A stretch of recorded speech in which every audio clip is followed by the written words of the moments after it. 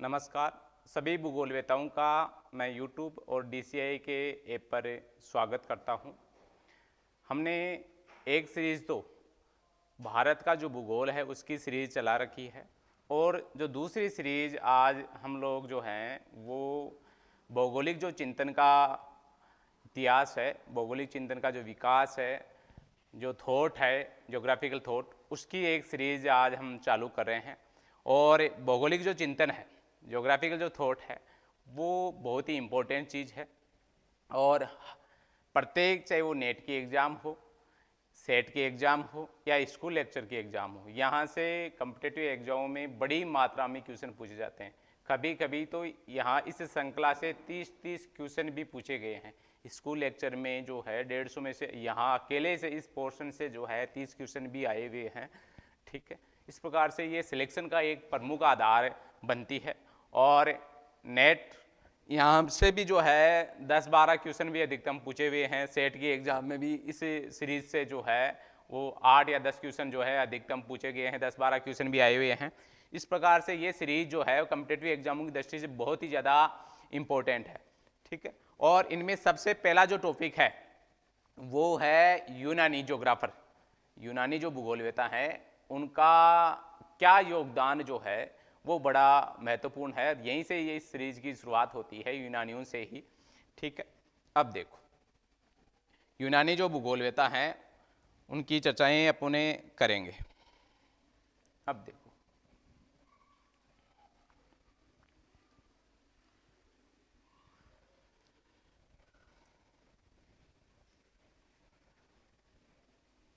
भूगोल में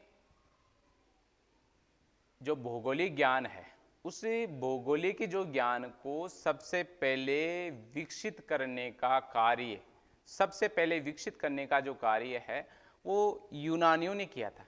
भाई, भौगोलिक चिंतन को प्राथमिक स्तर पर डेवलप करने का या भौगोलिक चिंतन जो है या भूगोल का जो आधार है उसको डेवलप करने का जो कार्य है वो यूनानियों ने किया था। किसने किया था?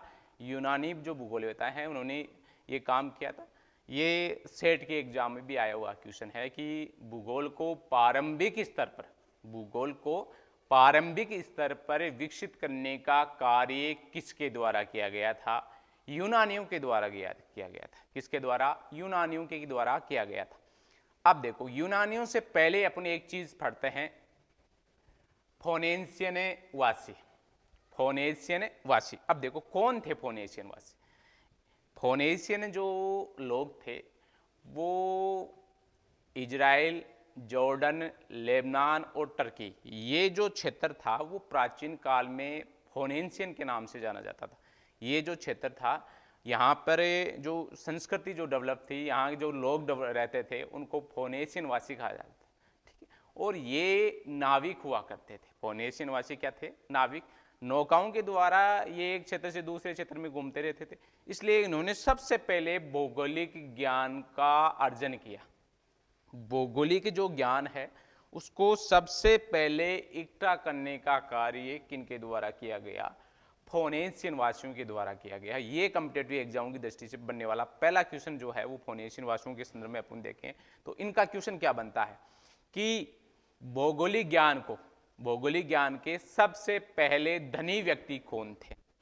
फोनेशियन वासी। भौगोलिक ज्ञान को सबसे पहले इकट्ठा करने का प्रयास किसके द्वारा गया? फोनेशियन वासियों ने किया।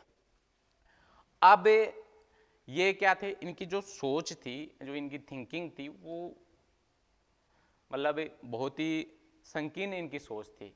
वो अपने भौगोलिक ज्ञान को दूसरे व्यक्तियों में बांटना नहीं चाहते थे। इसलिए इन्होंने क्या किया? अपने भौगोलिक ज्ञान को अपने पास ही रखा, जबकि यूनानियों ने उस भौगोलिक ज्ञान को विश्व स्तर तक पहुंचाया। ठीक है, इन दोनों में यह अंतर देखने को मिलता है। अब देखो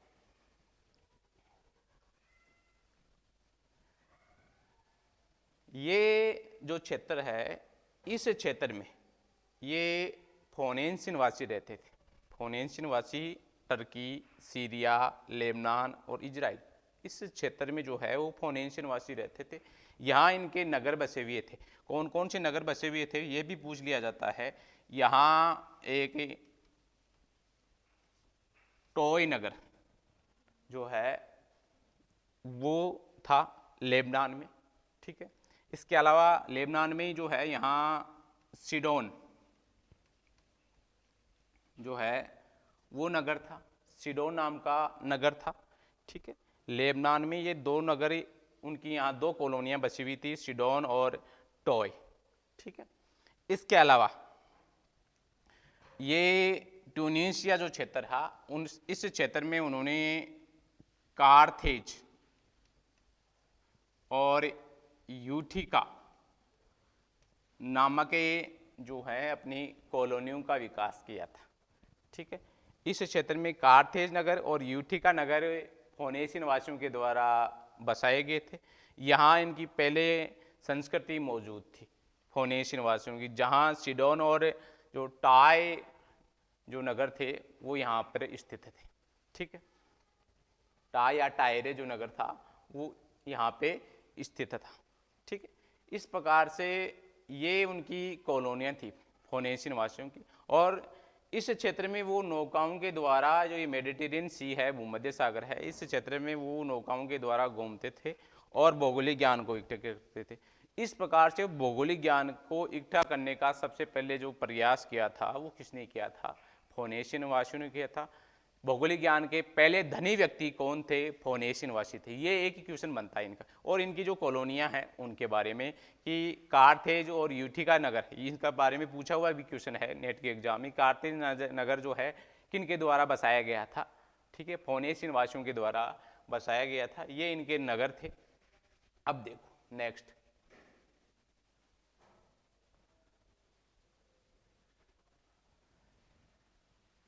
यूनानी भूगोलवेताओं का भूगोल के विकास में योगदान। यूनानी जो भूगोलवेता थे उनका भूगोल के विकास में क्या योगदान था? हमने चर्चा की कि भौगोलिक जो ज्ञान है उसको प्राथमिक स्तर पर, भौगोलिक ज्ञान को प्राथमिक स्तर पर विकसित करने का कार्य जो है किसने किया था? यूनानियों ने किया था। भौगोलिक ज्ञान की आधारशिला रखने का जो प्रयास किया था वो किसने किया था? यूनानियों ने किया था। ये दोनों क्वेश्चन पूछे हुए क्वेश्चन हैं यूनानियों के संदर्भ में, ठीक है। अब चर्चा करते हैं कि उन्होंने ये जो भौगोलिक ज्ञान है उनके विकास के पीछे क्या कारण मौजूद थे। अब देखो, यूनानियों के भौगोलिक जो ज्ञान था उनमें क्यों भौगोलिक ज्ञान का विकास हुआ, उसके पीछे क्या वजह थी? एक तो यहाँ पर इस भाग में ये संपूर्ण क्षेत्र, ये जो संपूर्ण क्षेत्र था वो यूनान था और यहाँ पर हेलेनिक संस्कृति थी। कौन सी संस्कृति थी? हेलेनिक। कॉम्पिटिटिव एग्जाम में पूछा जा सकता है कि हेलेनिक संस्कृति कौन से देश में विकसित थी या कौन से वर्तमान किस देश में विकसित थी? ग्रीस। वर्तमान नाम, यूनान का वर्तमान नाम क्या है? ग्रीस। और यहाँ पर जो संस्कृति प्राचीन समय में डेवलप थी उसको बोला जाता था हेलेनिक संस्कृति। क्या? हेलेनिक संस्कृति कहा जाता था। अब ये जो हेलेनिक संस्कृति है उसके डेवलप होने के पीछे क्या वजह थी? उन्होंने किस प्रकार से भौगोलिक ज्ञान को इकट्ठा किया, इसकी क्या वजह थी? अब देखो, सबसे महत्वपूर्ण जो वजह थी यहाँ पर जो है ये सागर था, एजियन सागर। कौन सा सागर था? एजियन सागर। यूनान के लोग जब सुबह होकर सुबह जब उठते थे तो उनके सामने एक सागर हुआ करता था। वो कौन सा था? एजियन सागर। एजियन सागर की रेखाएं जो हैं, तटरेखाएं हैं, वो कटी फटी थी। उनको देखकर वो उनकी रुचि जो है वो भूगोल में हुई।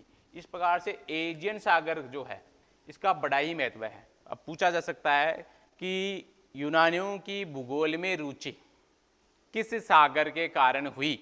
एजियन सागर के कारण, ठीक है। अब यहाँ पर इस क्षेत्र में, टर्की के इस क्षेत्र में जो है यहाँ पर एक नगर हुआ करता था। ये संपूर्ण क्षेत्र ये यूनानियों का ही था। ये संपूर्ण क्षेत्र यहाँ एक नगर हुआ था मिलेटियस नगर। कौन सा? मिलेटियस नगर। यहाँ मियांडर जो नदी है उसके मुहाने यहाँ मिलेटियस नगर हुआ करता था। और इस नगर जो है ये बड़ा ही व्यापारिक केंद्र था, बड़ा ही सांस्कृतिक केंद्र था। इस वजह से विश्व के सभी लोग, सभी यूरोप के जो हैं सभी क्षेत्र के लोग और अन्य जो क्षेत्र थे उनसे यहाँ लोग आते थे। इसलिए इसकी वजह से मिलेटिस नगर की वजह से जो है यूनानी जो भूगोलवेता हैं उनकी रुचि किस में हुई? भूगोल में भी। तो कॉम्पिटिटिव एग्जाम की दृष्टि से दो क्वेश्चन यहाँ बनते हैं। किस सागर की वजह से, किस सागर की वजह से यूनानियों की रुचि भूगोल में भी? एजियन सागर। और किस नगर का भूगोल के विकास में या यूनानियों के भूगोल के विकास में महत्वपूर्ण योगदान रहा? मिलेटियस नगर का। किसका रहा? मिलेटियस नगर का रहा। ये दो क्वेश्चन यहाँ पे कॉम्पिटिटिव एग्जाम में बनते हैं। अब देखो,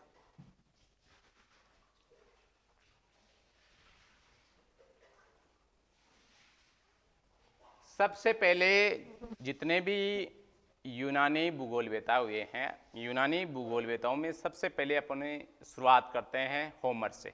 किससे करते हैं? होमर। ये एक यूनानी भूगोलवेताओं में सबसे पहला ज्योग्राफर था। ठीक है, जितने भी यूनानी भूगोलवेता हुए हैं उनमें सबसे पहला ज्योग्राफर जो है वो कौन था? होमर ही था।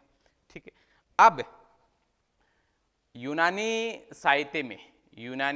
साहित्य में भूगोल के संदर्भ में जितने भी होमर के संदर्भ में, यूनानी साहित्य में होमर के संदर्भ में जितने भी भौगोलिक जानकारी मिलती है उसको होमरिक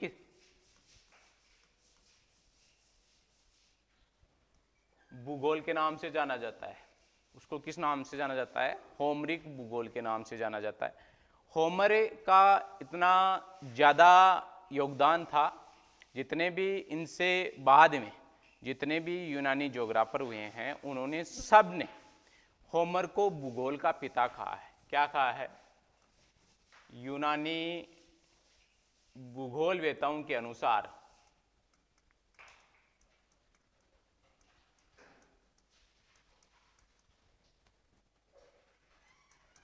भूगोल के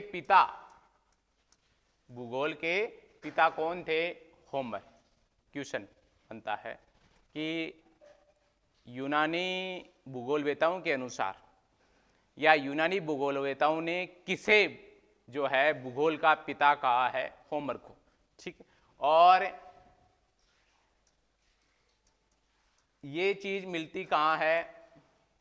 स्ट्रेबो के जो ग्रंथ हैं उनमें मिलती है। खुद स्ट्रेबो ने भी, खुद स्वयं स्ट्रेबो जो है, स्ट्रेबो ने भी जो है होमर को क्या कहा है? भूगोल का पिता कहा है। ये भी कॉम्पिटिटिव एग्जाम में पूछा जाने वाला क्वेश्चन है कि कई बार पूछ लिया जाता है कि किस यूनानी भूगोलवेता ने जो है होमर को भूगोल का पिता कहा है? स्ट्रेबो ने। किसने कहा है? स्ट्रेबो ने कहा है। इसके अलावा अन्य भूगोलवेताओं ने भी जो है होमर को ही जो है भूगोल का पिता माना है। ठीक है, अब देखो,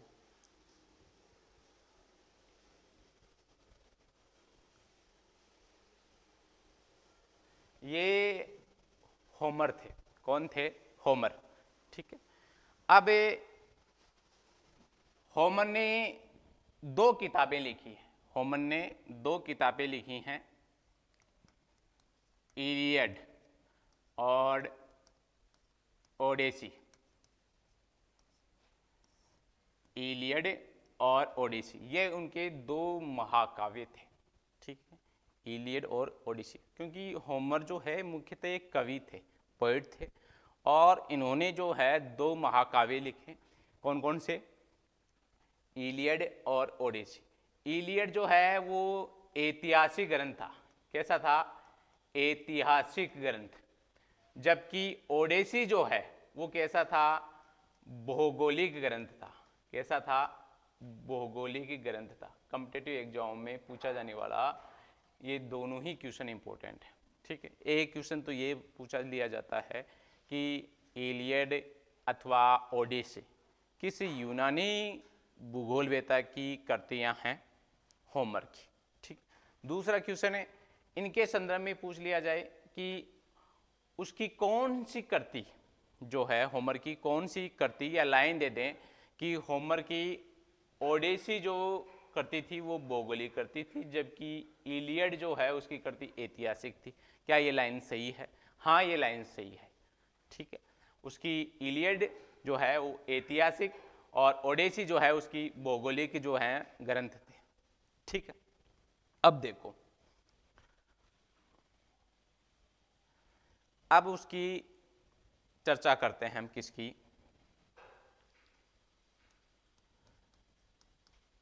ओडेसी जो ग्रंथ है, जो भौगोलिक ग्रंथ है, इसकी अपन चर्चा करें। ओडेसी ग्रंथ में उसने किसका वर्णन किया है? ओडेसिस नाम का एक राजा हुआ करता था। ठीक है, जो कि कहाँ का राजा था? इथिका का राजा था, यूनान के दक्षिण में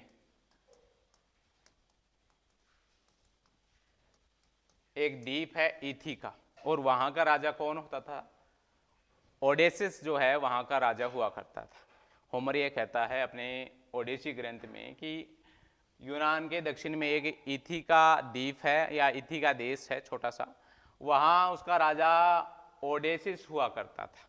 और ओडेसिस जो है वो टार्जन युद्ध में, कौन से युद्ध में? टार्जन युद्ध में। ये क्वेश्चन भी आया हुआ है, टार्जन युद्ध का वर्णन करने वाला भूगोलवेता कौन था? होमर। 1280 बीसी ईसा पूर्व जो है ये युद्ध हुआ था, और इस युद्ध में जो है ये ओडेसिस जो है वो सम्मिलित होने गया था। कहाँ?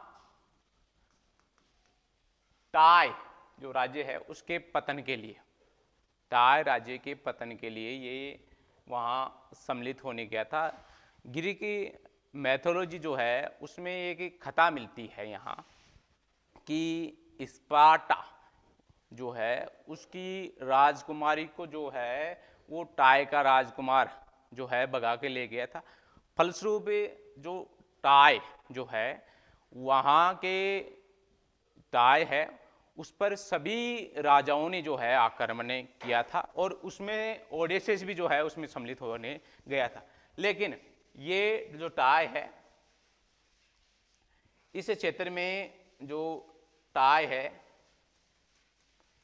लेबनान में, कहाँ है? लेबनान में। तो इस क्षेत्र में ये सम्मिलित होने गया था। ये है इथिका, यहां इस क्षेत्र में,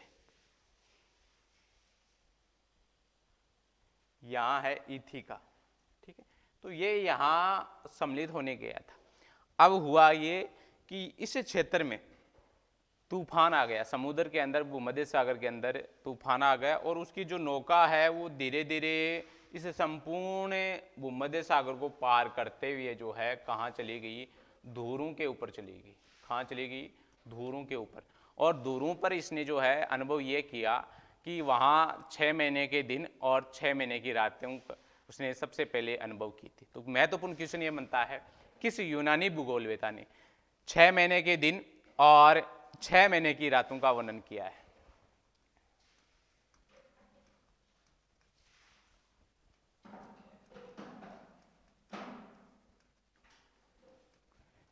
किस भूगोलवेता को 6 महीने के दिन, दूरों पर 6 महीने के दिन और 6 महीने की रातों के बारे में जानकारी प्राप्त थी?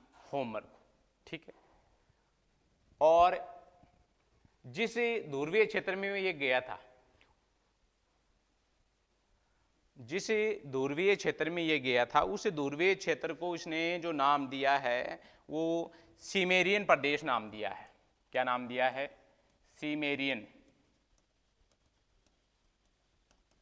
क्या नाम दिया है? सीमेरियन प्रदेश। जिस ध्रुव के हिस्से में ये सम्मिलित होने गया था उसको उन्होंने नाम दिया है सीमेरियन प्रदेश। तो कॉम्पिटिटिव एग्जाम में ये भी बड़ा महत्वपूर्ण क्वेश्चन बनता है कि किस भूगोलवेता ने सीमेरियन प्रदेश की यात्रा की थी? होमर ने। किसने ध्रुव को सीमेरियन प्रदेश कहा? होमर ने। किसने कहा? होमर ने। तो ये यहाँ पर जो है तूफान में इसकी नौकाएं इस क्षेत्र में चली गई। बाद में ये 20 वर्ष बाद में वापस अपने देश लौटा और इसने अपनी जानकारियां प्रस्तुत की। ठीक है, अब चर्चाएं करते हैं इसकी और महत्वपूर्ण जानकारियों की। आकाश के संदर्भ में उसके कैसे विचार थे, आकाश के संदर्भ में उसके कैसे विचार थे।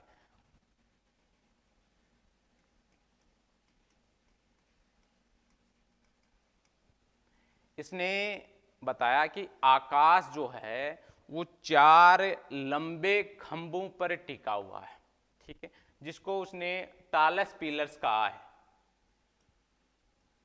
क्या कहा है? टालस पिलर्स, लंबे खंभों की अवधारणा।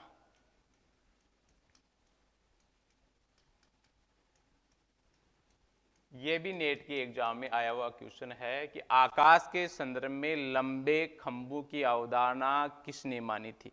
होमर ने मानी थी। होमर ये मानता था कि आकाश जो है 4 लंबे खंभों पर टिका हुआ है और इन 4 लंबे जो खंभे हैं उनमें एक जो खंभा है वो एटलस देवता के अधीन है। किसके अधीन है?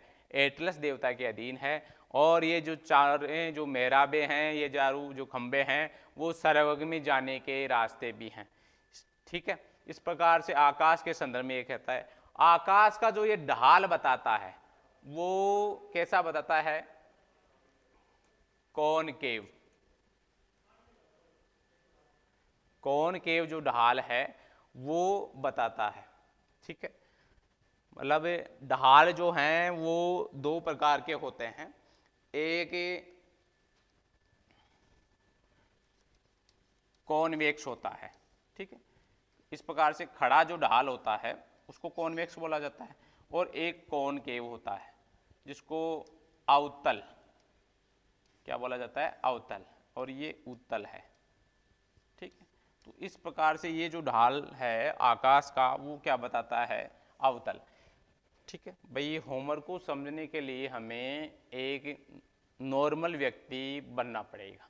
जिस प्रकार से हम आकाश के नीचे जाकर खड़े होते हैं तो आकाश जो है साइड वाला जो हिस्सा है वो इस प्रकार से दूर जाता हुआ दिखाई देता है, चारों कोनों में जो है दूर जाता हुआ दिखाई देता है आकाश।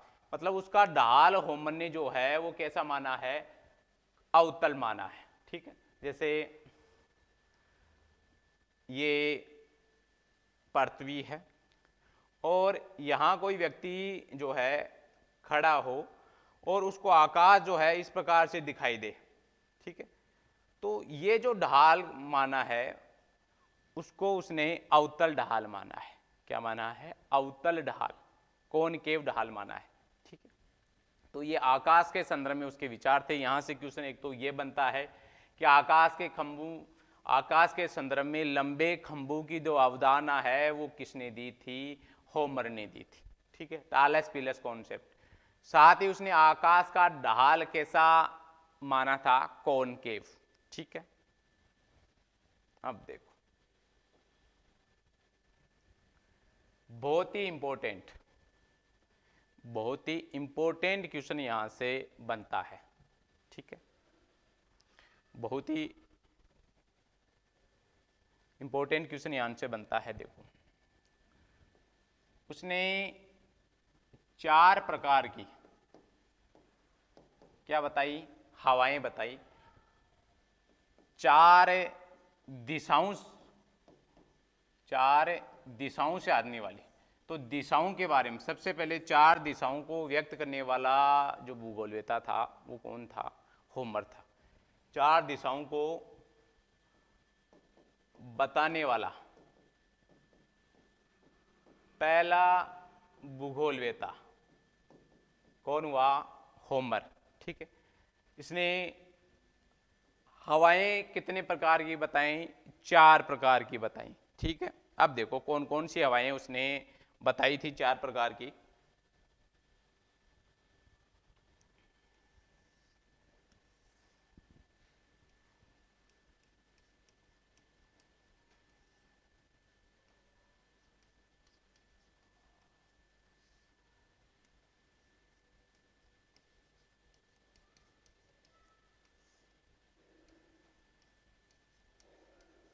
उसने 4 प्रकार की हवाएं बताई। बोरस ये बताता है कि ये उत्तर से आने वाली है। जैसे भारत के संदर्भ में ही ये अपन को मानना है होमर को कि जैसे भारत में फीलिंग्स आती है हवाओं की, वैसे ही फीलिंग जो है होमर ने महसूस की थी। उत्तर से आने वाली जो हवा होती है वो ठंडी होती है, भारत में क्या होती है, ठंडी। तो इसने बोरस जो हवा है उसको ठंडी माना है, ठीक है। और वो किस नगर से आती हुई मानता है, थेरस नगर से। ये दूसरा महत्वपूर्ण क्वेश्चन है कि होमर के अनुसार कौन सी चारों हवाओं में से थेरस नगर से हवा आती थी, ठीक है। कौन सी हवा को वो थेरस नगर से आती हुई मानता था, बोरस को। किसको, बोरस को। ये ठंडी हवा मानता था। किसको मानता था, ठंडी, जो कि आकाश को क्या कर देती थी, है साफ, आकाश साफ अथवा स्वच्छ इस हवा के माध्यम से होता था। एक चीज तो ये बोरस के संदर्भ में। दूसरी चीज, नॉर्थ के बारे में पढ़े हैं अपन ने, तो ये दक्षिण से आने वाली हवा, दक्षिण से आने वाली हवा कैसी हवा, आर्द्र हवा। कैसी हवा, आर्द्र हवा, ठीक है, जो कि झंझावातों को उत्पन्न करती है। उसके अनुसार ये हवा तूफानों के आगे चलती है। इसके अलावा तूफानों के तो आगे चलती ही चलती है, साथ ही किसको उत्पन्न करती है, झंझावातों को उत्पन्न करती है, झंझावातों को उत्पन्न करती है। और नाविकों के लिए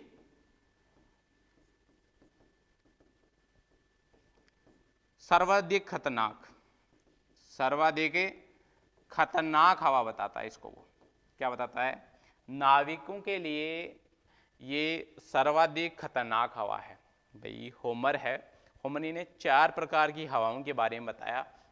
बोरस आकाश को स्वच्छ कर देती है, ठंडी हवा है, थेरस नगर से आती है, ये इंपॉर्टेंट है। तो नीचे जो हवा आती है दक्षिण से उसको नॉर्थ नाम देता है।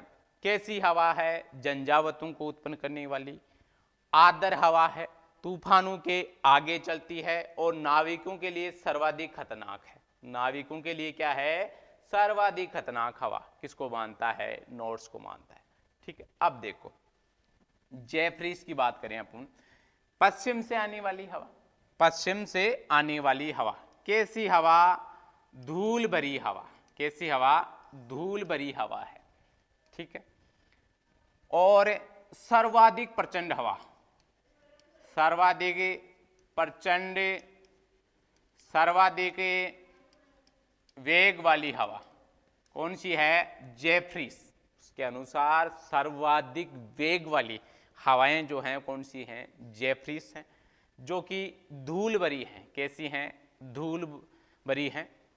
और साथ ही क्या है, सुगंधित हवा भी मानता है इसको। वो क्या मानता है, सुगंधित हवाएं भी मानता है। वो बताता है कि पश्चिम से आने वाली हवाएं धूल भरी तो हैं लेकिन सुगंधित हवाएं भी हैं। कैसी हैं, सुगंधित हवाएं भी हैं। और सर्वाधिक प्रचंड हवाएं हैं, सर्वाधिक प्रचंड हवाएं हैं, सर्वाधिक तेज हवाएं, इनको ये कहता है जेफरीज को, ठीक है। और यूरस, उसके अनुसार पूर्व से आने वाली ये हवाएं हैं जो कि मंद होती हैं। क्या होती हैं, मंद होती हैं। साथ ही क्या होती हैं, उष्ण होती हैं। क्या होती हैं, उष्ण भी होती हैं, मंद भी होती हैं और कभी कभी ही चलती हैं। और क्या चलती हैं, कभी कभी ही चलती हैं। ये चारों हवाओं के बारे में उसने ये चीजें बताई थी, बहुत ही इंपॉर्टेंट चीजें हैं। इनसे लगभग सभी एग्जामों में यदि होमर से क्वेश्चन बनता है तो यहाँ से क्वेश्चन जो है सबसे ज़्यादा जो है वो बनता है, ठीक है। इन 4 हवाओं के बारे में सबसे ज़्यादा पूछा जाता है। इनके नाम पूछ लिए जाते हैं, इसकी दिशाएं पूछ ली जाती हैं, इनकी विशेषताएं जो हैं वो पूछ ली जाती हैं। इस प्रकार से इनकी हवाओं की चर्चाएं हो गई। अब देखो पृथ्वी के संदर्भ में उसके विचार, पृथ्वी के संदर्भ में जो है होमर के विचार, वो बताता है कि पृथ्वी जो है वो एक तस्करी नुमा है। कैसी है, तस्करी, तस्करी जो है नुमा है। पृथ्वी की आकृति एक तस्करी के समान है, ठीक है। और उस तस्करी के चारों ओर जो है क्या है, सागर है। क्या है, सागर। ये बताता है कि पृथ्वी का जो आकार है वो एक तस्करी नुमा है और वो तस्करी जो है सागर में तैरती है या सागर में डुबकी लगाए हुए है, जिसके चारों ओर महासागर है। ठीक है, ये कंडीशन उसने पृथ्वी के संदर्भ में बताई है। ठीक है, अब देखो महत्वपूर्ण क्वेश्चन है, यहां से भी क्वेश्चन आया हुआ है। सबसे पहले तारापुंजों के बारे में, ताराओं के समूह को तारापुंज कहते हैं और ताराओं के समूह के बारे में जानकारी देने वाला पहला भूगोलवेता जो है वो होमर था। कौन था? होमर। होमर के बाद में जो है हिप्पाकर्स। कौन? हिप्पाकर्स। हिप्पाकर्स ने भी जो है वो 850 तारापुंजों की एक सूची प्रस्तुत की थी। बाद में टोलमी, इसने भी 1022 तारापुंजों के बारे में बताया था। तो ये तारापुंजों के बारे में यूनानी भूगोलवेताओं में अपन देखें तो इन तीनों ने ही बताया है। होमर ने बताया है। किसने बताया? होमर ने सबसे पहले। फिर किसने बताया? हिप्पाकर्स ने। 850 तारापुंजों की सूची उसने दी। फिर किसने बताया? टोलमी ने। अब देखो इसने जो तारापुंजों के नाम बताए वो इंपॉर्टेंट है। एक तो इसने ग्रेट बियर सप्तऋषि, तारापुंज जो है ग्रेट बियर है सप्तऋषि जो मंडल है उसके बारे में जानकारी देने वाला पहला भूगोलवेता कौन था? होमर था। ठीक है, इसके अलावा हाइड्रा, बूट्स, ओरियन,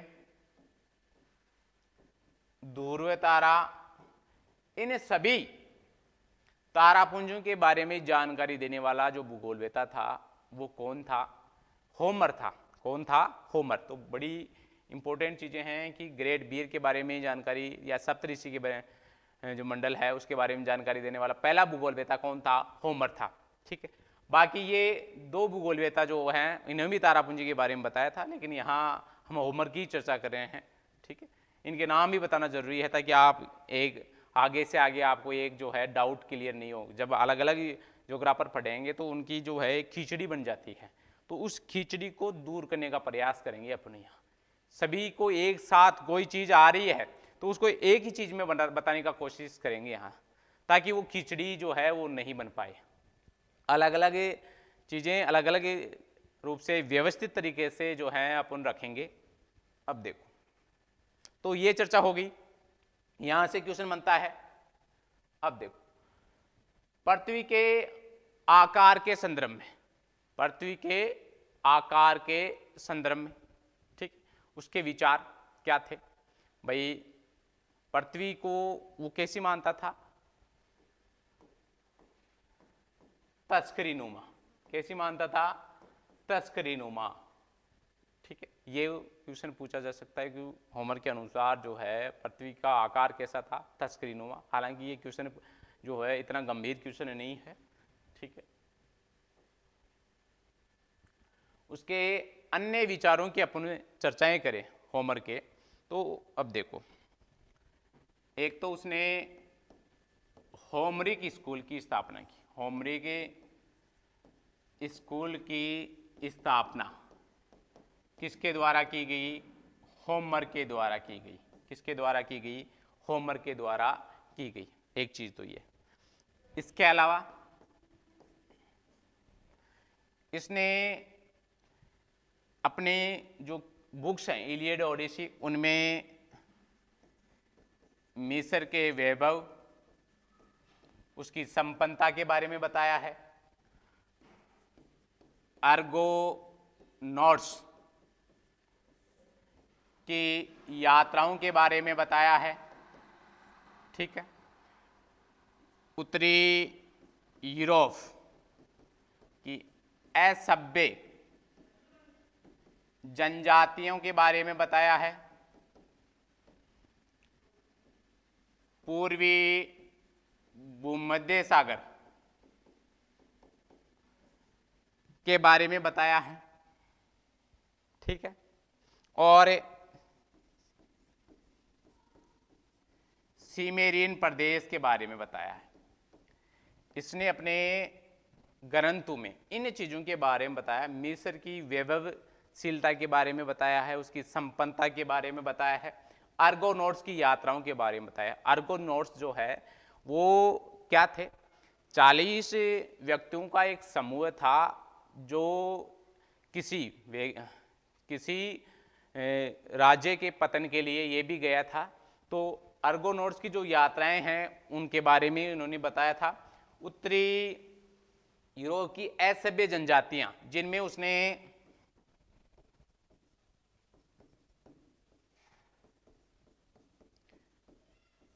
साइक्लोपस,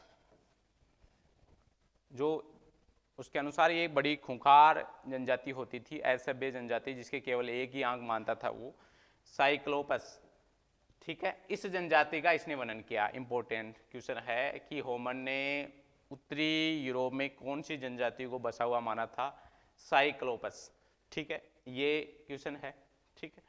इसने पूर्वी भूमध्य सागर के विभिन्न स्थानों का वर्णन किया, जिसमें एक तो पूछ लिया जाता है मेसिना जो जल संधि है, मेसिना जो जल संधि है उसके बारे में बताया। मेसिना जल संधि इटली और इटली के दक्षिण में सिसिली जो द्वीप है उन दोनों के बीच में एक जल संधि है, मेसिना जल संधि। तो उस मेसिना जल संधि के बारे में भी इसने बताया था। मेसिना जल संधि, भूमध्य सागर में मेसिना जल संधि है, इसका उसने वर्णन किया था। सीमेरियन जो प्रदेश है, जिनको वो क्या कहता है? ध्रुवीय प्रदेश। क्या कहता है? ध्रुवीय प्रदेश। तो ध्रुवीय प्रदेशों के बारे में भी इसने जानकारी दी थी अपने ग्रंथों में, ठीक है। यह तो बात हो गई उसके ग्रंथों की बात हो गई। इसके अलावा और उसने कौन सी चीजों का बारे में योगदान दिया था?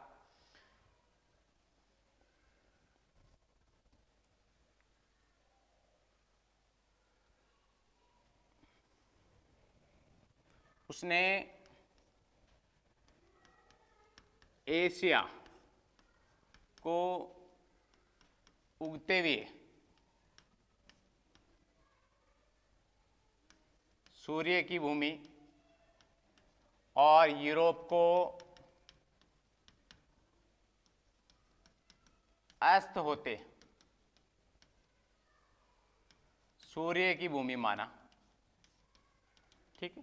हालांकि होमर को इन दोनों नामों से कोई ज्ञान नहीं था, उसको एशिया और यूरोप जो नाम हैं उनके संदर्भ में कोई जानकारी नहीं थी। वो इतना जानता था कि जो पूर्व की जो भूमि है, जिसको वर्तमान में एशिया कहा जाता है, वहाँ से सूर्य निकलता है, और जो पश्चिम की जो भूमि है जिसको यूरोप कहा जाता है, वहाँ पर जो सूर्य है वो अस्त होता है।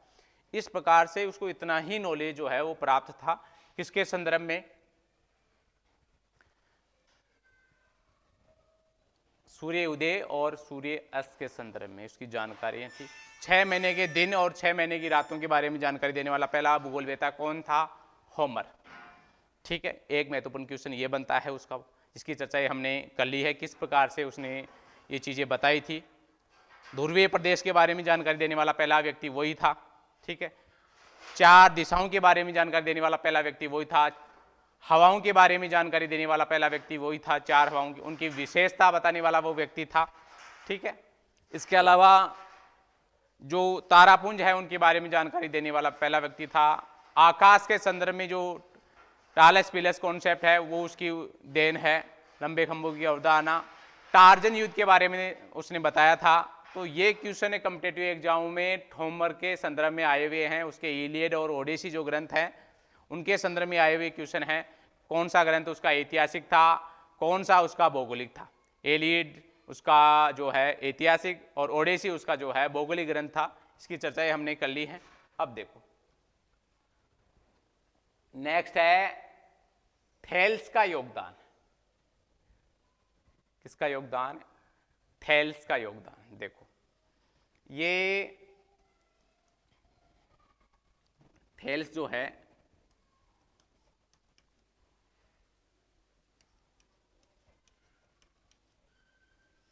मिलेटियस नगर का निवासी। कहाँ का था निवासी था? मिलेटियस नगर का निवासी था। महत्वपूर्ण क्वेश्चन, मिलेटियस नगर का निवासी कौन था? थेल्स था। लेकिन आगे जब अपने यूनानी भूगोलवेता पढ़ेंगे तो एनेक्जिमेंडर और हेकेटियस, ये दोनों भूगोलवेता भी कहाँ के निवासी थे? मिलेटियस नगर के निवासी थे। कहाँ के निवासी थे? मिलेटियस नगर के ही निवासी थे। तो आपको ध्यान में रखना है, मिलेटियस नगर के जो हैं 3 भूगोलवेता हुए हैं। यूनानी भूगोलवेताओं में 3 भूगोलवेता मिलेटियस नगर के हुए हैं। कौन कौन से? थेल्स, एक तो थेल्स है, एनेक्जिमेंडर है और हेकेटियस है। तीनों ही किससे संबंधित है? मिलेटियस नगर से संबंधित थे। ठीक है, अब देखो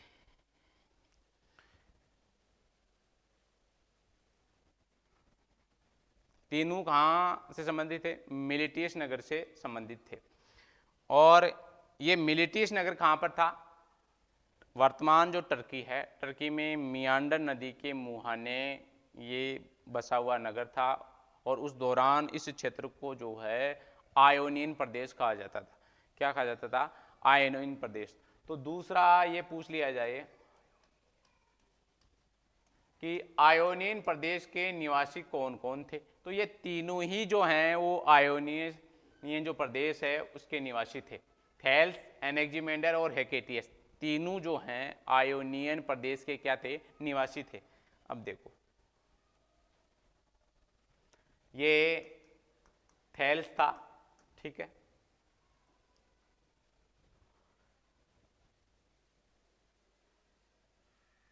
यहां जो है मिलेटियस नगर था। कौन सा नगर था? मिलेटियस नगर था। ठीक, और ये जो क्षेत्र है वो आयोनियन प्रदेश कहलाता था। आयोनियन प्रदेश, ठीक है, टर्की में, वर्तमान टर्की का ये क्षेत्र है। यहाँ मियांडर नदी के मुहाने मिलेटियस नगर था। ठीक है, ये चर्चाएं हमने इसके निवास क्षेत्र को लेकर की हैं।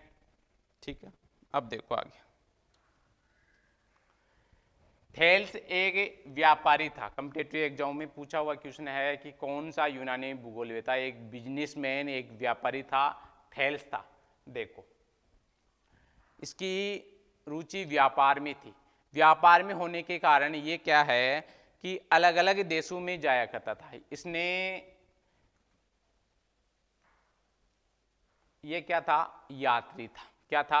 पहला यात्री, पहला भूगोलवेता जो यात्री था, पहला भूगोलवेता जो क्या था? यात्री था। दूसरा क्वेश्चन कॉम्पिटिटिव एग्जाम में पूछा जाता है कि किस यूनानी भूगोलवेता ने एक भूगोलवेता के लिए यात्री होना परम आवश्यक माना है? वो था स्ट्रेबो। ठीक है भाई, किस भूगोलवेता ने जो है एक भूगोलवेता के लिए यात्री होना आवश्यक माना था? स्ट्रेबो ने। ये क्वेश्चन भी है। पहला भूगोलवेता जो यात्री था वो कौन था? थेल्स था। कौन था? थेल्स था, ये यात्री था। और अब देखो क्या था? व्यापारी था। यात्री था इसलिए इसने यात्राएं की। कहाँ की? मिस्र की। कहाँ की यात्रा की? मिस्र की और यूनान की यात्राएं की थी इसने। मिस्र की और यूनान की यात्राएं की थी। और इन यात्राओं से उसने क्या सीखा? वहाँ जब ये मिस्र गया तो वहाँ के पुरोहितों को, वहाँ के ब्राह्मणों को उसने कुछ चीज़ों को मापते हुए देखा। एक तो क्या? कोण मापन, कोण का मापन कैसे करते हैं ये उसने सीखा। एक आधार रेखा, आधार रेखा का मापन जो है उसने सीखा। ठीक है, और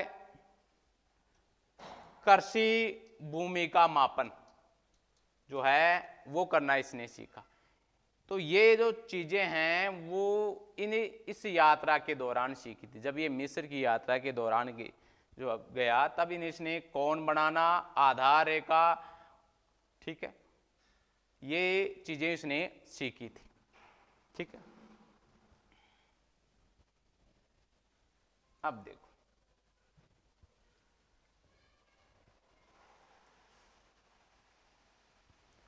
इन यात्राओं के दौरान जब ये मिस्र गया तो मिस्र की यात्रा के दौरान उसने जब ब्राह्मणों को देखा तो बाद में जब आके इसने 6 प्रमेयों का प्रतिपादन किया। ज्यामिति की जो है उसने 6 प्रमेयों का जो है विकास किया था। एक क्वेश्चन ये भी बनता है कि किस भूगोलवेत्ता ने जो है ज्यामिति की 6 प्रमेयों का विकास किया था, थेल्स ने किया था। वो कौन कौन सी 6 प्रमेय हैं उनकी भी अपन चर्चाएं कर लेते हैं यहाँ पर। पहली उसने प्रमेय दी थी कि जो व्यास होता है वो वृत्त को, ये व्यास है, ठीक है, और ये क्या है, वृत्त है। इस वृत्त को व्यास 2 भागों में बांटता है, उत्तरी भाग दक्षिणी भाग एक तरीके से। ठीक है, इस प्रकार से व्यास इसको 2 भागों में बांटता है। ये उसकी पहले प्रमेय थी। ठीक है, दूसरी उसकी प्रमेय थी समद्विबाहु त्रिभुज की। किसकी थी? समद्विबाहु त्रिभुज। त्रिभुज जो है उसके यदि 2 कोण समान हैं, उसके अनुसार यदि किसी त्रिभुज के 2 कोण जो हैं समान है, जैसे ये त्रिभुज है तो इसके ये कोण और इसका ये जो कोण है बी और सी जो कोण है वो बराबर हैं, तो उसको उसने समद्विबाहु त्रिभुज या कहा था। ठीक है, ये उसकी दूसरी प्रमेय थी। तीसरी उसकी प्रमेय थी जो बहुत ही इंपॉर्टेंट, जिसके हिसाब से इरोटोस्थिनीज आगे जब अपन पढ़ेंगे तो इरोटोस्थिनीज जब पढ़ेंगे तो इरोटोस्थिनीज ने पृथ्वी की परिधि का जो मापन किया था सही सही, वो थेल्स की प्रमेय के आधार पर किया था। और वो प्रमेय कौन सी थी?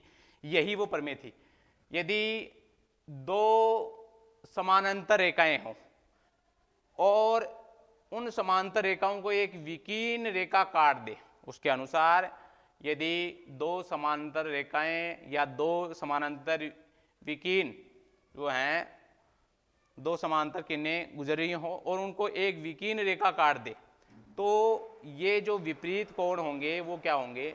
बराबर होंगे, जिसको एकांतर अंतः कोण कहा जाता है। ये एकांतर अंतः कोण जो हैं वो क्या होंगे? बराबर होंगे। इसके बारे में किसने बताया था?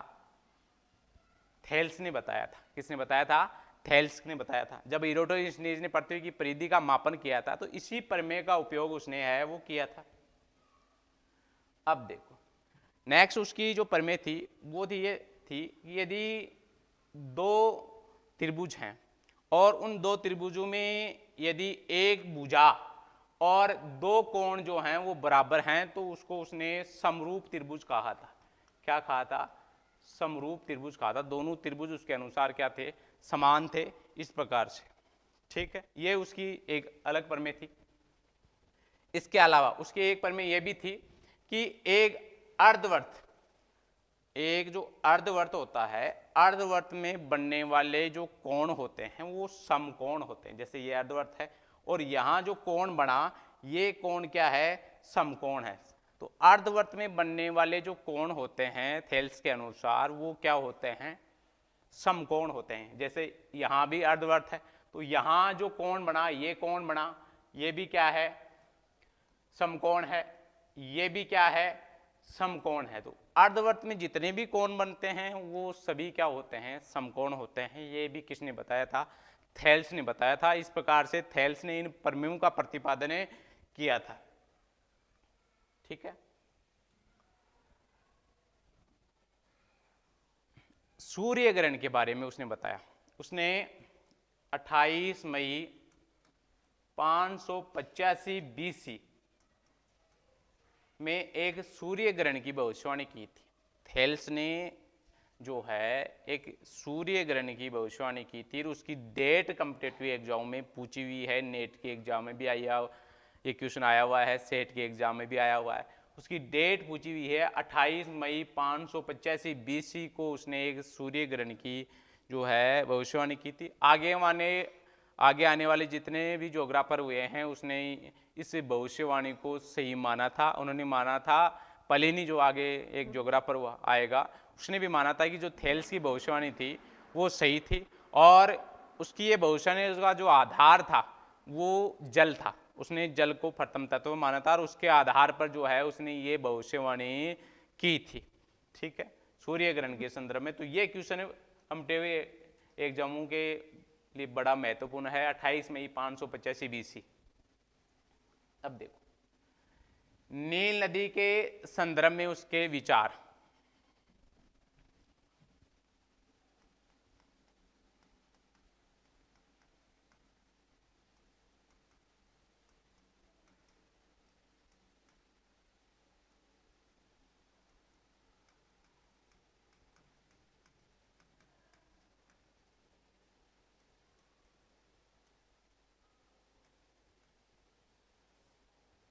अब देखो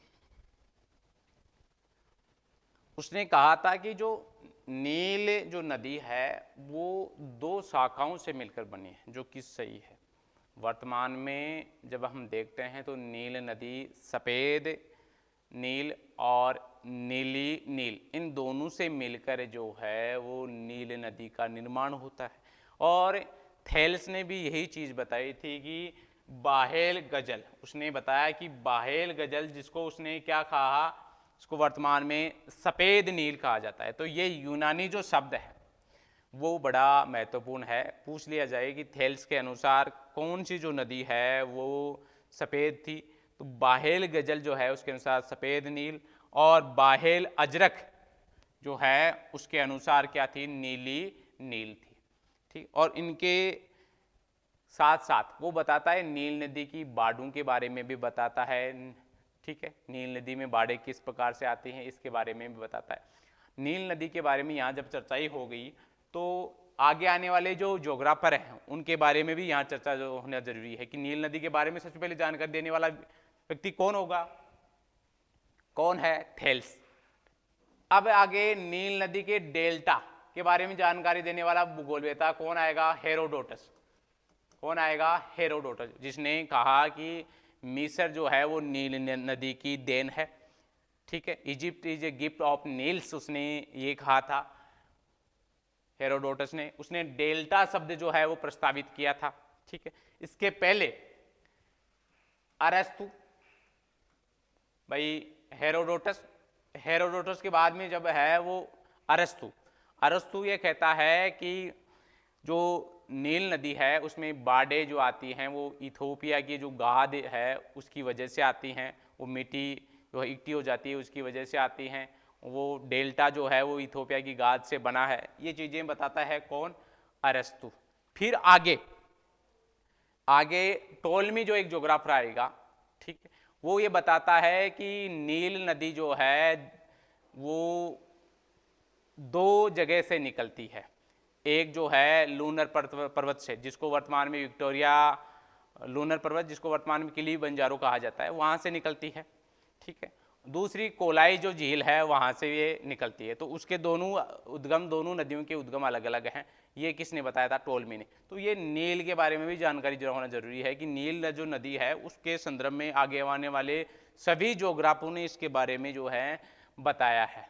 ठीक है, तो सबसे पहले थेल्स ने इसके बारे में बताया था। थेल्स ने इसकी दो शाखाएं मानी थी और उन दोनों शाखाओं से बलकर जो है वो नील नदी का निर्माण होता है, बाहेल गजल और बाहेल अजरक। तो ये जो है वो इंपॉर्टेंट है।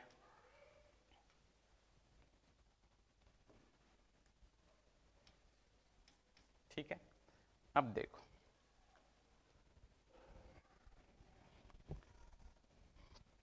पृथ्वी पर किसी स्थान की सर्वप्रथम स्थिति निर्धारण करने का प्रयास किस भूगोलवेता के द्वारा किया गया, तो वो थेल्स है।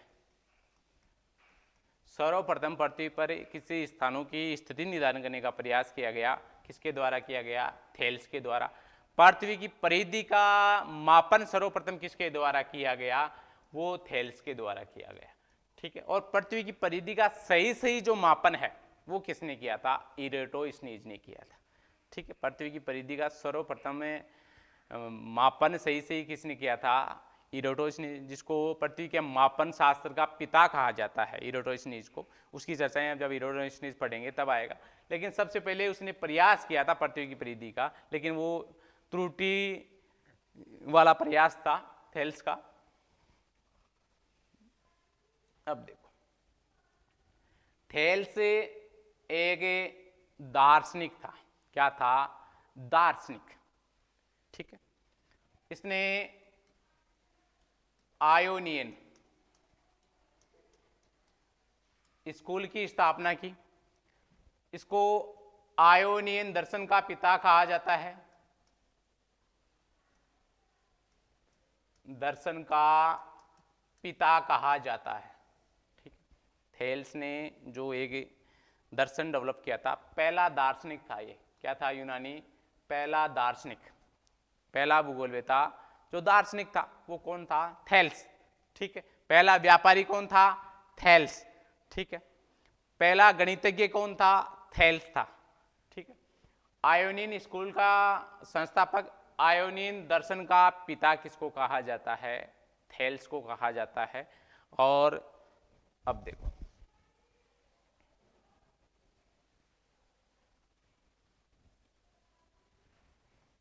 इसका दूसरा नाम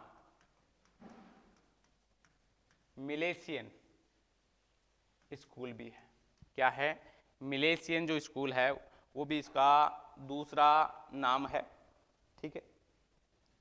किसका? आयोनियन जो स्कूल है उसी का दूसरा नाम मिलेशियन जो स्कूल है वो है। ठीक है। तो आयोनियन दर्शन का जो पिता है वो उसको किसको कहा जाता है? थेल्स को कहा जाता है। ठीक है। अब देखो, थेल्स की स्कूल की चर्चाएं हमने कर ली। मिलेशियन,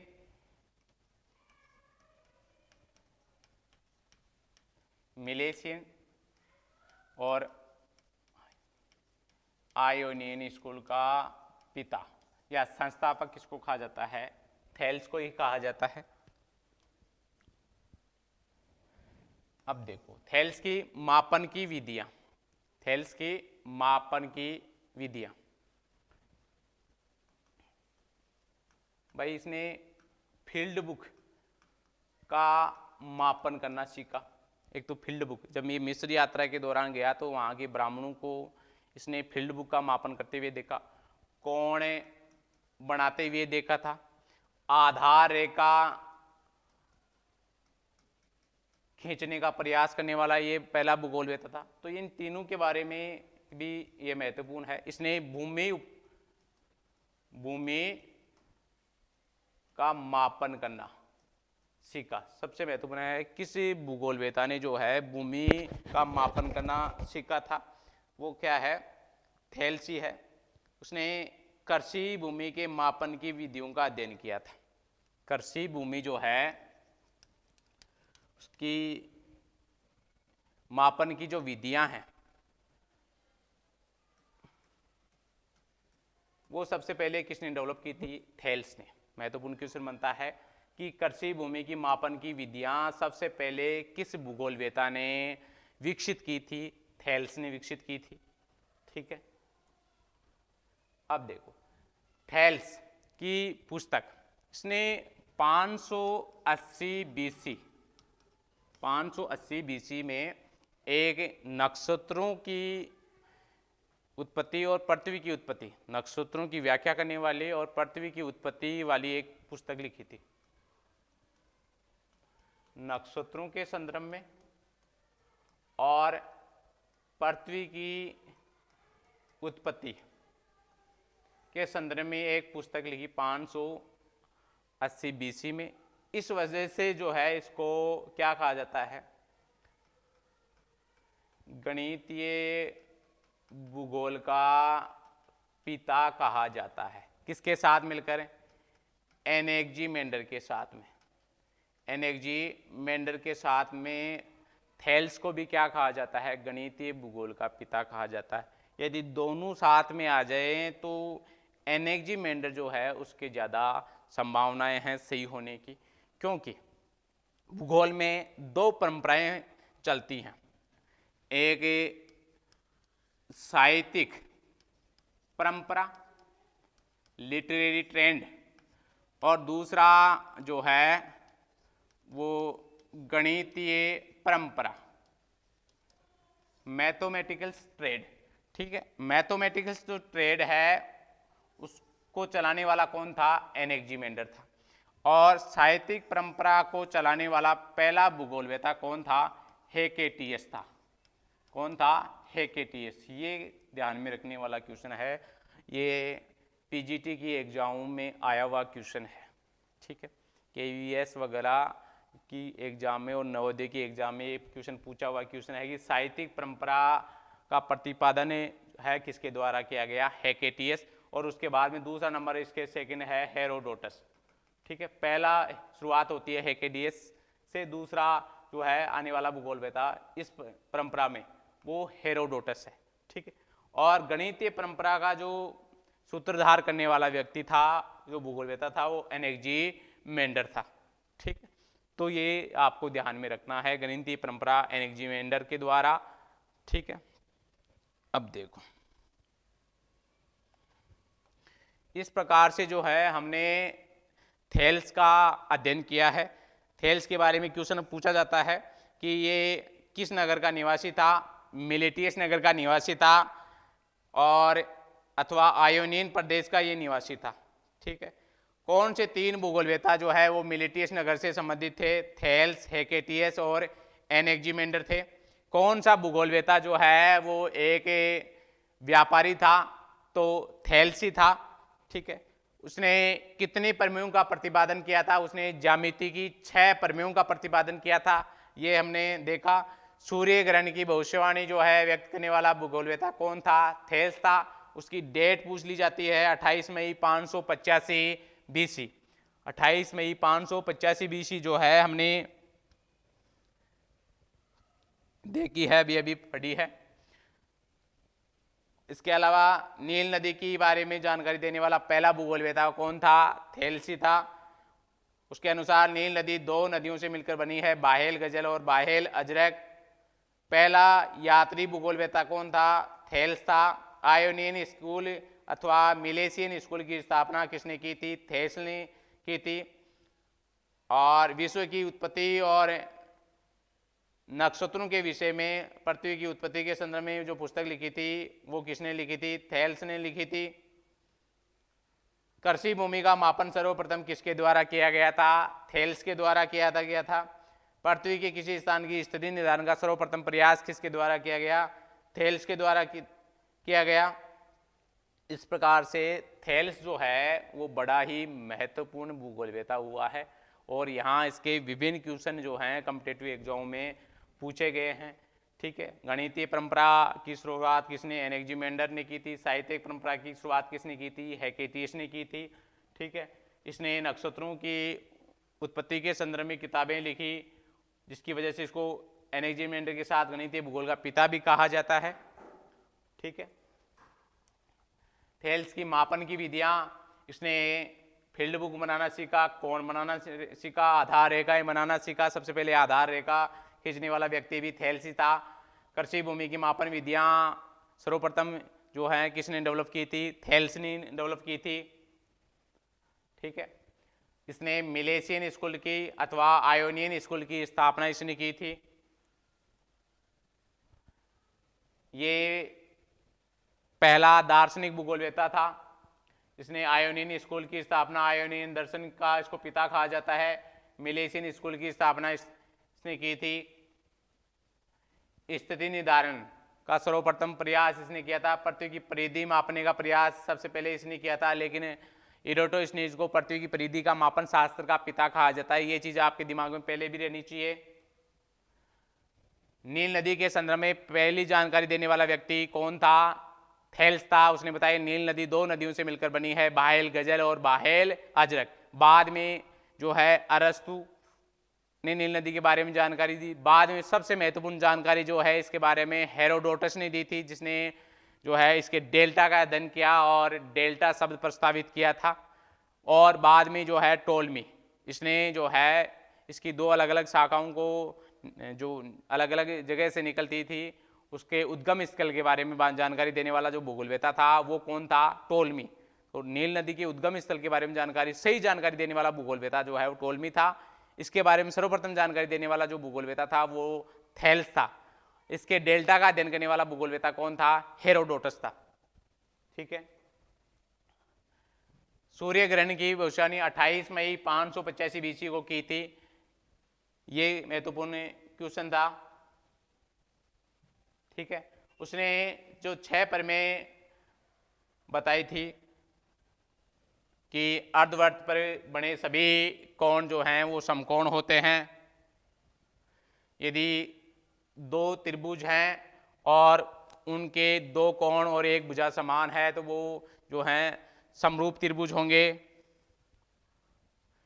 इसके अलावा इस प्रमेय का उपयोग जो है इरेटोस्थेनीज ने किया था कि यदि 2 समानांतर रेखाएं जा रही हैं, 2 समानांतर रेखाएं जा रही हैं, जैसे ये ए है ये बी है, 2 समानांतर रेखाएं जा रही हैं और इनको एक विकीर्ण रेखा काट ले तो इस विकीर्ण रेखा के अंदर जो बनने वाले जो कोण होंगे वो बराबर होंगे, जिनको एकांतर अंतःकोण कहा जाता है। ये क्या होंगे? बराबर होंगे। ये इसने बताया था। इसके अलावा यदि किसी त्रिभुज के 2 कोण जो हैं वो बराबर होंगे तो वो समद्विबाहु त्रिभुज होगा, ये उसने बताया था। और वर्त को व्यास 2 भागों में बांटता है, ये थेल्स ने सबसे पहले बताया था। इस प्रकार से उसने 6 प्रमेयों का प्रतिपादन किया था।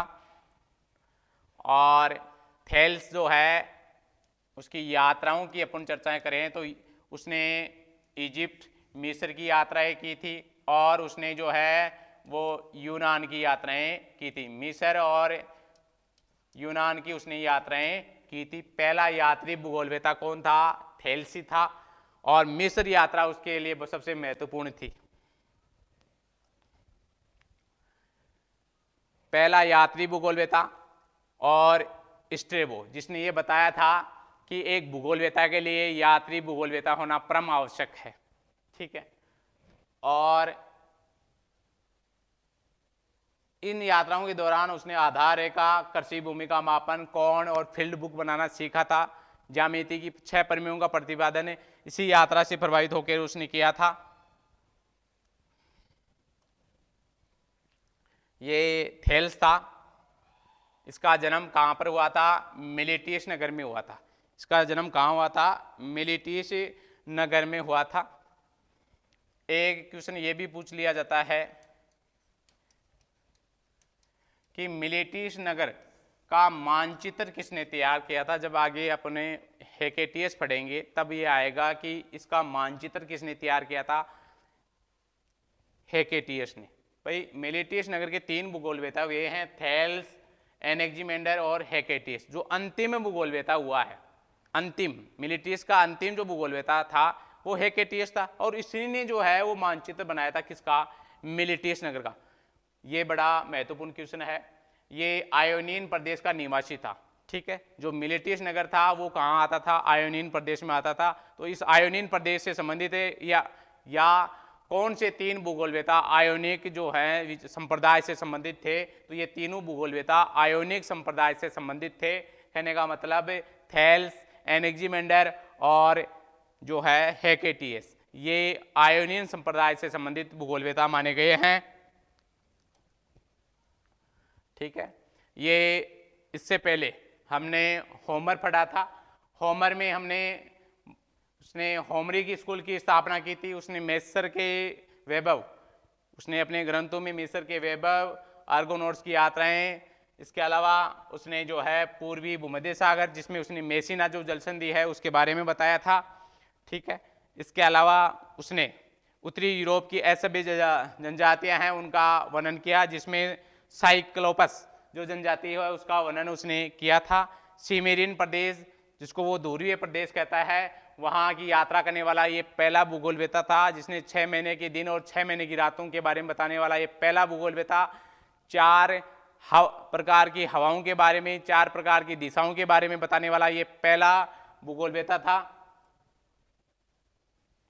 पृथ्वी के आकार के संदर्भ में जानकारी इसने दी है, तस्करी नुमा जो इसकी आकृति बताई है। तारापुंजों के बारे में जानकारी देने वाला पहला भूगोलवेता जो है होमरी था। होमर ने Great Bear, Hydra, woods, Orion और ध्रुव तारा जैसे तारापुंजों के बारे में बताया है। ठीक है, इसके अलावा होमर के बाद में हिप्पारकस और टोलमी ने जो है तारापुंजों के बारे में बताया है। ये साथ में आपको ये चीजें भी मैंने बताई थी। ठीक है,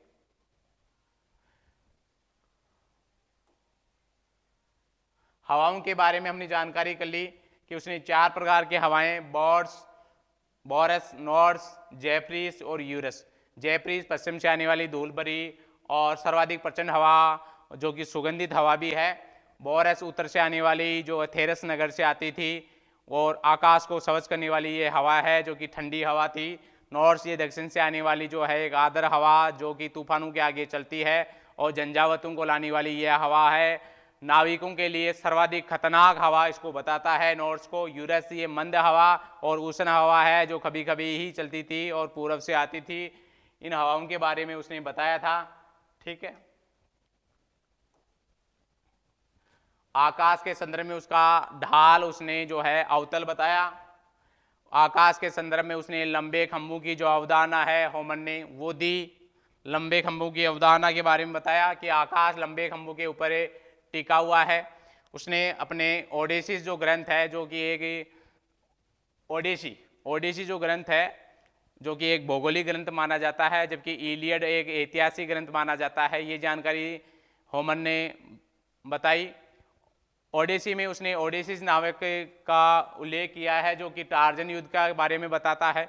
इसमें उसने टार्जन युद्ध के बारे में बताया। साथ ही जो है इथिका और टाई की जो यात्राएं की थी ओडेसिस ने उसके बारे में उसने बताया।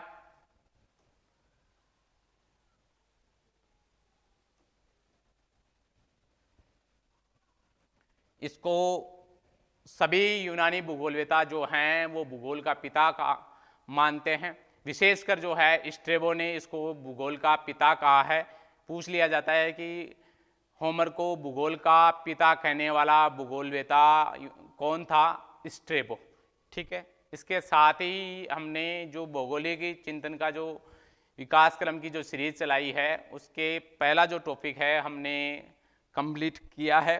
नेक्स्ट क्लास में हमने जो है एनेक्जिमेंडर और हेकेटियस के बारे में अध्ययन करेंगे। धन्यवाद।